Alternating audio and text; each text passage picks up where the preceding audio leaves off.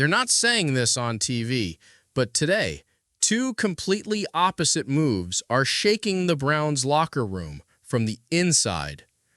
On one side, one of the greatest players in franchise history is about to have his number retired, even after nearly walking out the back door. On the other, an unexpected exit is quietly being mapped out behind the scenes, with a trade value that's got everyone scratching their heads. How can the heart of the defense get a record-breaking extension while the offense is stuck in limbo? What's the Browns' real plan this year?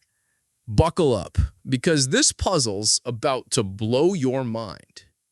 Last offseason almost ended in silent disaster.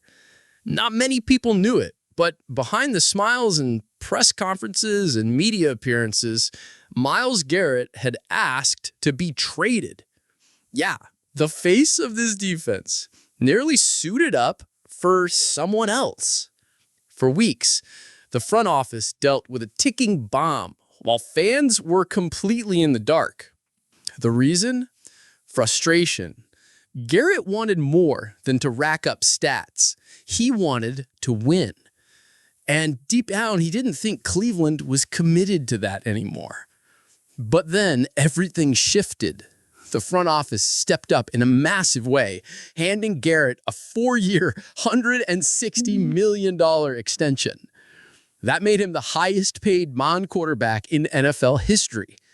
The deal didn't just silence the rumors, it sent a message loud and clear. The Browns know exactly who their defensive anchor is. But this move goes way beyond money, way beyond just keeping him in Cleveland. According to CBS Sports analyst Kobe Benjamin, what's unfolding could be historic. He's projecting that number 95 will be retired once Garrett hangs up the cleats. And honestly, it's more than deserved.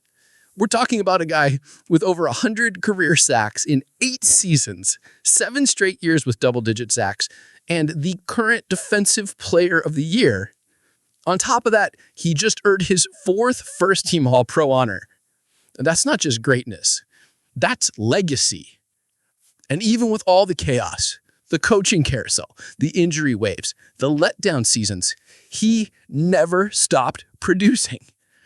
His consistency became the emotional backbone of a team that too often felt lost at sea. So, yeah, retiring his number doesn't feel like hype. It feels like the only right way to honor a player who gave it all, especially when no one else seemed to be giving much of anything. This extension and the prospect of seeing number 95 hanging from the rafters has reignited something in this fan base. Because if Garrett's still all in, fully committed, then maybe there's still hope. Still something to believe in. Still a one-man wrecking crew chasing down cornerbacks and carrying the weight of Cleveland on his shoulders. But here's where things get weird. How can we be watching one of the greatest defensive players of all time and still feel this far from the Super Bowl? And while that question lingers, the mood inside the locker room is anything but stable. While the Browns celebrate locking down a franchise legend, another story is quietly building, and nobody seems to know what to make of it.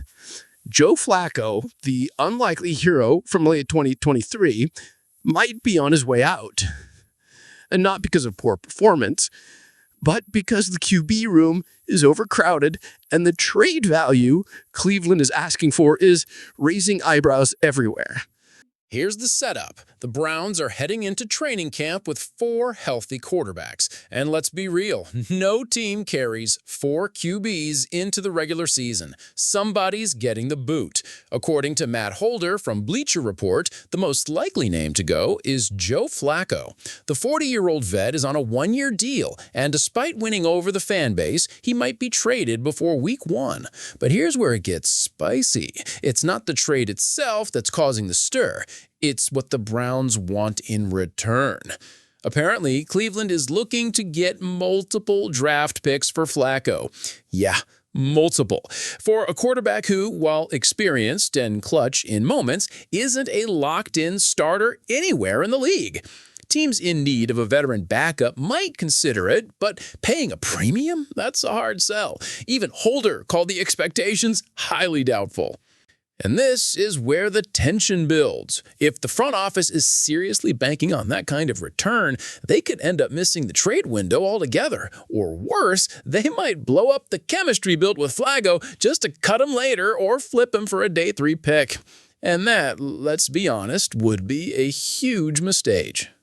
From a strategic standpoint, keeping Flacco might be critical, especially if the season starts rocky, with names like Kenny Pickett, Dylan Gabriel, or even Shedeur Sanders being floated as future options. Tossing a rookie into the fire without Flacco as a buffer could derail everything before it even begins. And the fan base? Split. Some want to go all in on the youth movement, eyes locked on the future. Others see Flacco as a steadying force, someone who can step in if or when injuries strike again.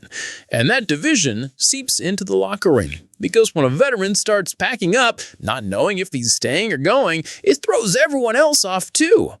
And the weirdest part? This uncertainty is hanging in the air right when the team needs clarity more than ever on the offensive side of the ball.